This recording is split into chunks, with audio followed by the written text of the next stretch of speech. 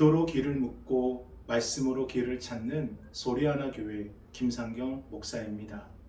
오늘 함께 보실 하나님의 귀하고 복된 말씀은 시편 127편 한 편의 말씀입니다. 우리 함께 봉독합니다. 제 127편 솔로몬의 시, 곧 성전에 올라가는 노래. 여호와께서 집을 세우지 아니하시면 세우는 자의 수고가 헛되며 여호와께서 성을 지키지 아니하시면 파수꾼의 깨어있음이 헛되도다. 너희가 일찍이 일어나고 늦게 누우며 수고의 떡을 먹음이 헛되도다. 그러므로 여호와께서 그의 사랑하시는 자에게는 잠을 주시는도다. 보라, 자식들은 여호와의 기업이요 태의 열매는 그의 상급이로다. 젊은 자의 자식은 장사의 수중의 화살 같으니 이것이 그의 화살통에 가득한 자는 복되도다.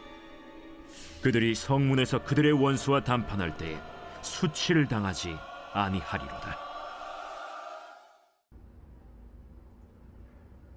할렐루야. 여러분의 예배의 자리가 말씀으로 세워지고 기도로 승리하는 자리가 되길 주님의 이름으로 축복합니다. 시편 120편부터 134편은 성전을 올라가는 노래로 바벨론의 포로로 끌려갔다가 해방된 이스라엘 백성들이 1년에 3번 의무적으로 성전에 올라갈 때 그때 불렀던 찬송시입니다.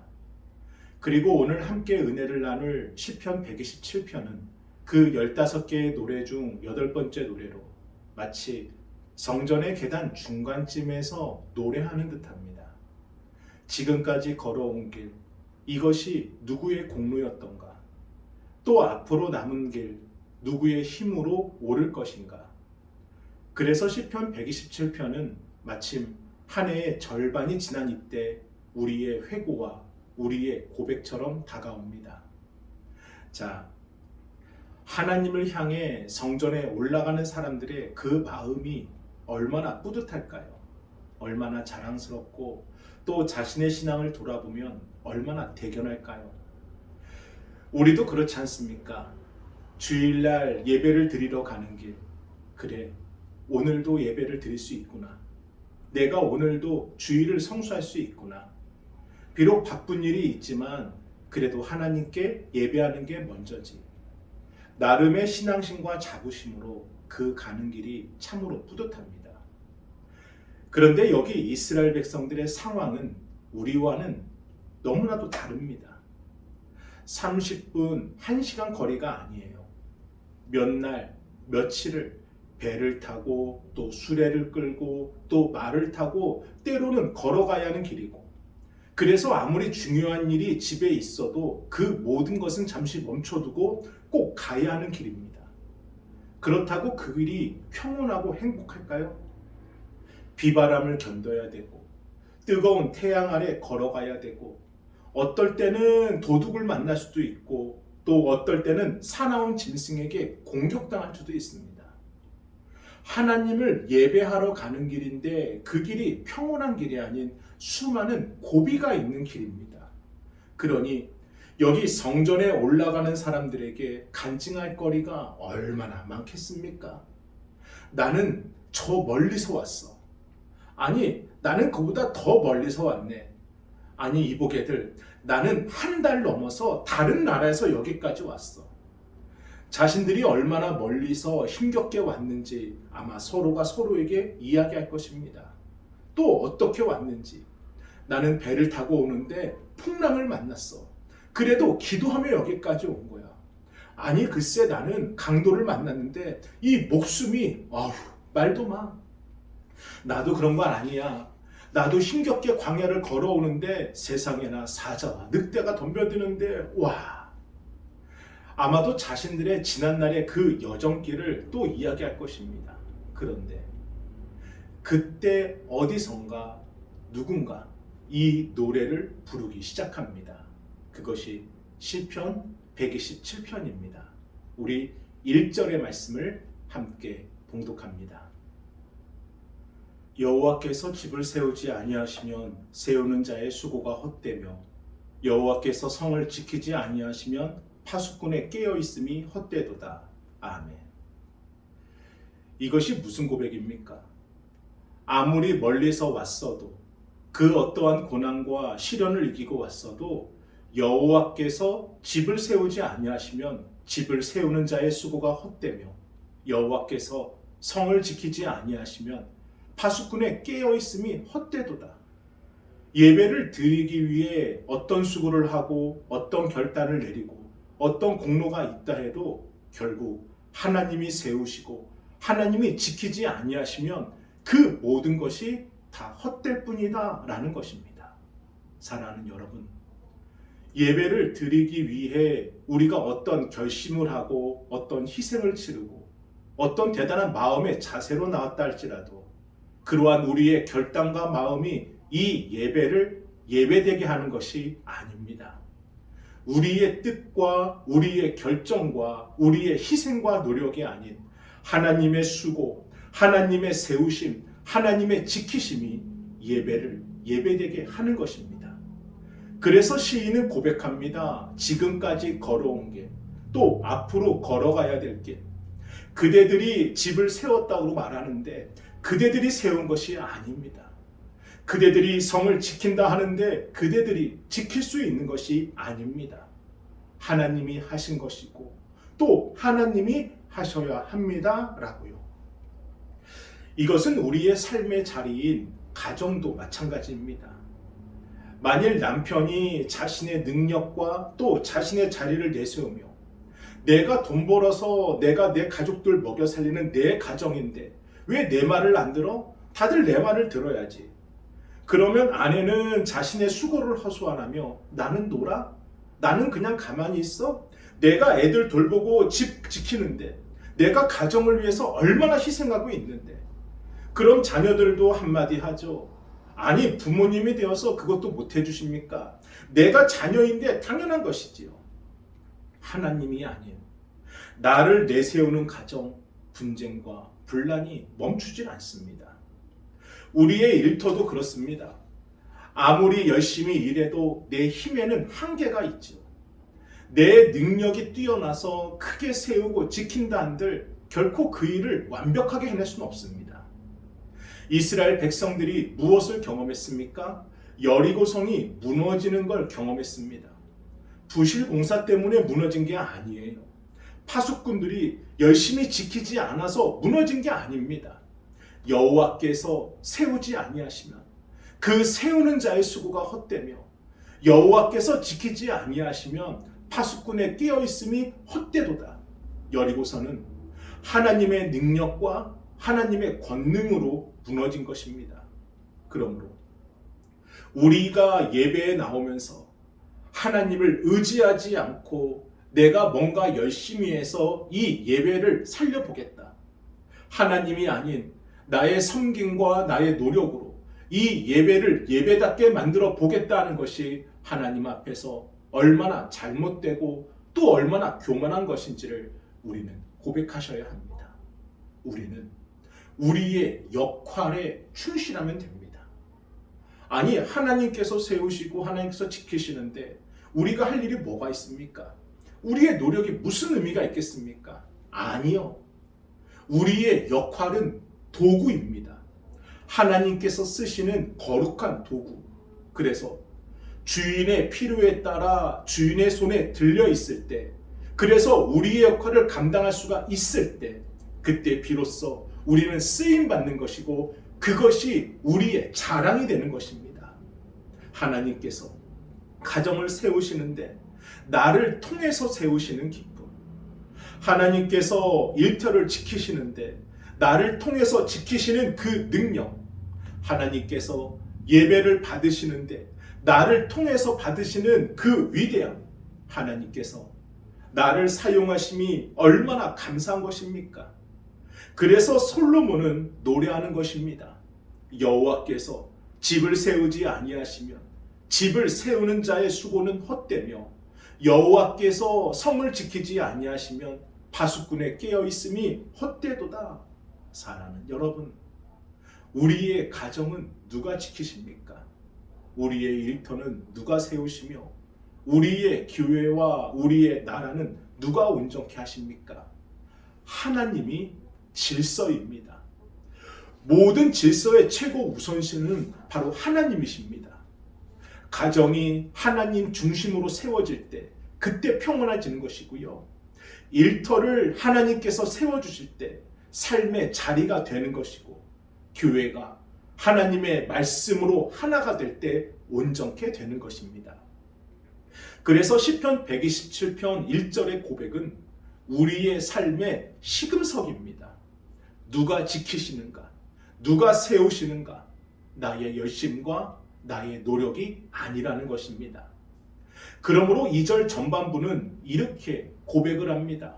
우리 시편 127편 2절 전반부만 함께 읽어봅니다. 너희가 일찍이 일어나 늦게 누우며 수고의 떡을 먹음이 헛되도다. 아멘.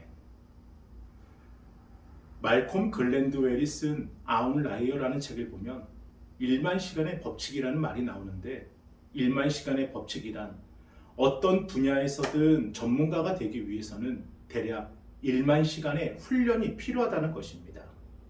하루에 3시간씩 훈련하면 10년, 하루에 10시간씩 훈련하면 3년, 그렇게 걸리는 시간이 1만 시간의 법칙으로, 그만큼 노력하고 또 노력하면 언젠가는 좋은 결과가 있다는 거예요. 그런데 연세대 김영훈 교수가 쓴 노력의 배신이라는 책을 보면 이 논리가 잘못되었다 말합니다. 예를 들어서 어떤 학생이 수학 4등급을 받아서 성적을 올리고자 대치동에 있는 학원에 등록했고, 삼각김밥 먹으며 새벽 2시까지 열심히 공부했어요. 하지만 자신이 투자한 시간에 비해 성적은 오르지 않아서 다음 시험에서 수학을 3등급을 받게 됩니다. 학생은 스스로가 노력이 부족해서 그렇다라고 생각을 해서 잠을 줄이고 더 노력하자. 그렇게 일주일에 무려 50시간 이상을 수학에 투자했고, 하루에 7시간씩 수학을 공부하며, 남들이 문제집을 1번 풀면 나는 3번 풀고, 남들이 3번 풀면 나는 10번 푼다. 그러한 각오로 정말 열심히 노력했는데 결국 수능도 내신도 수학 3등급을 넘기지 못했다고 합니다. 그러면서 책에서는요, 미국 미시간 주립대 잭 햄브릭 심리학 교수가 쓴 그 논문을 자료로 근거로 공부를 잘하는 것과 노력의 관계는 4%에 불과하다고 말합니다. 즉, 공부를 잘하는 것도 노력을 하는 것도 재능이라는 거예요. 노력이라는 이 재능을 갖고 있었기에 그 재능대로 공부를 잘하는 것이지, 만일 암기력, 이해력, 습득력, 그것에 대한 재능이 없는 사람이라면 아무리 노력해도 4%의 결과만을 나타낼 수밖에 없다는 것입니다. 그러니 타고난 재능에는 감사하고 없는 재능 때문에 절망하지 말라, 책은 그렇게 얘기하고 있어요. 여러분은 누구의 주장이 맞다라고 생각하십니까? 나의 노력으로 나의 삶을 바꿀 수 있다. 아니면 내에 있는 재능과 운도 결정된 것이니 그 운명에 따라 순응하자. 사랑하는 여러분, 우리는 유능할 수 있지만 전능할 수는 없습니다. 그래서 최선을 다해야 하지만 그 결과는 전능하신 하나님께 맡기는 것입니다. 절대로 반드시 기필코 이러한 생각과 마음은 내려놓고 하나님의 인도하심을 믿고 의지하는 것입니다. 그래서 2절 후반부에 뭐라고 말씀하십니까? 우리 시편 127편 2절 후반부도 함께 읽어봅니다. 시작. 그러므로 여호와께서 그의 사랑하는 자에게 잠을 주시는도다. 아멘. 자, 뭘 주세요? 잠을 주십니다. 잠이 무엇입니까? 나의 모든 활동을 잠시 멈추는 겁니다. 나의 힘을 멈추고, 나의 의지를 멈추고, 나의 수고도 멈추고, 내가 신경 쓰는 거, 나를 신경 쓰이게 하는 거, 그 모든 것을 멈추고, 심지어 내 생명조차도 하나님께 맡기는 것, 그게 잠이에요. 그리고 그렇게 멈추고 나면 어떻게 됩니까? 회복됩니다.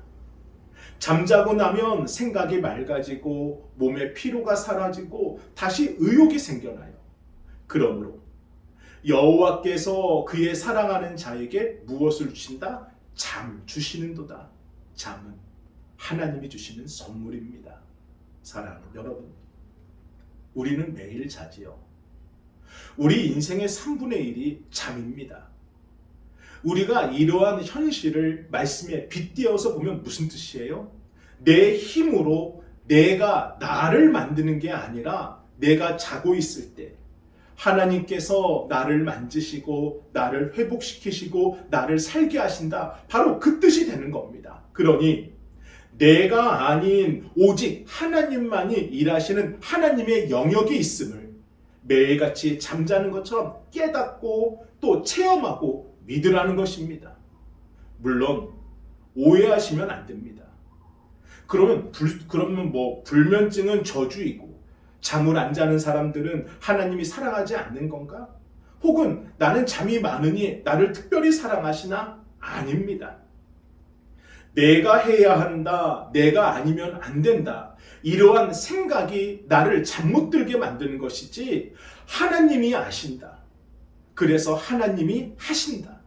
그리고 하나님이 하시면 된다. 하나님의 전능하심과 인도하심을 믿는 믿음, 그 믿음이 잠을 잘 수 있는 믿음이 되는 것입니다. 그리고 그 믿음이 놀라운 결과를 이끌어냅니다.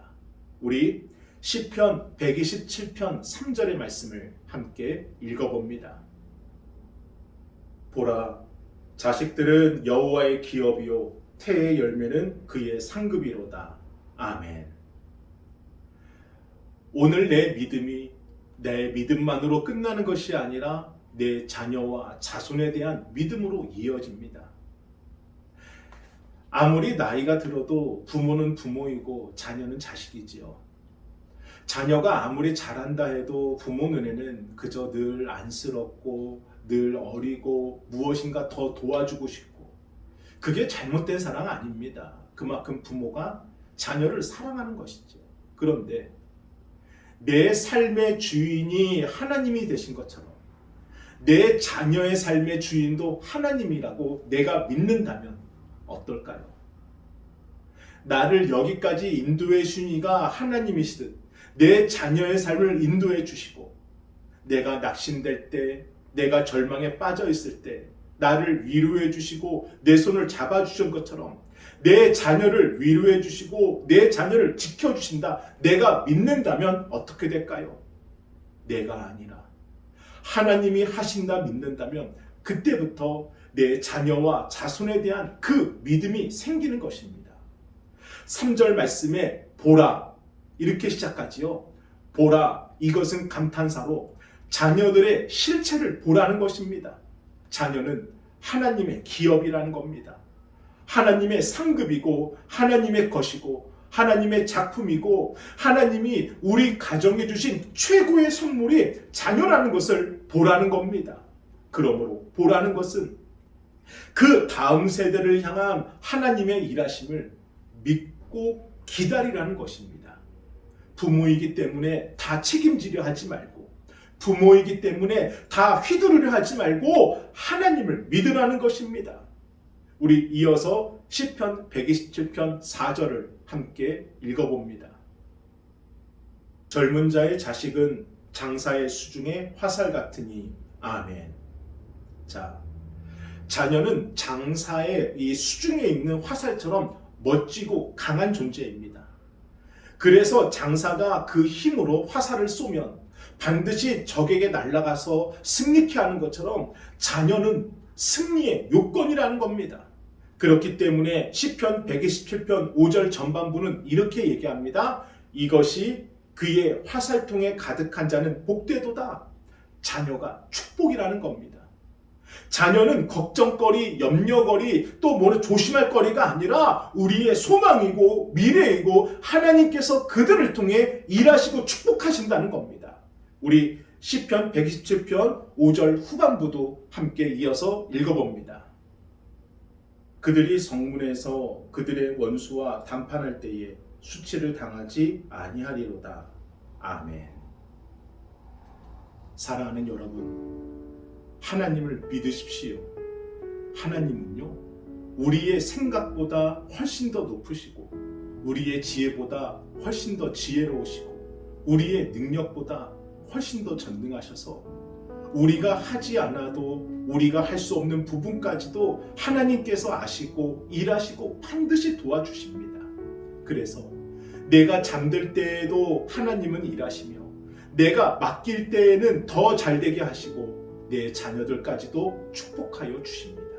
그러므로 여기까지 걸어온 길 누구의 공로였습니까?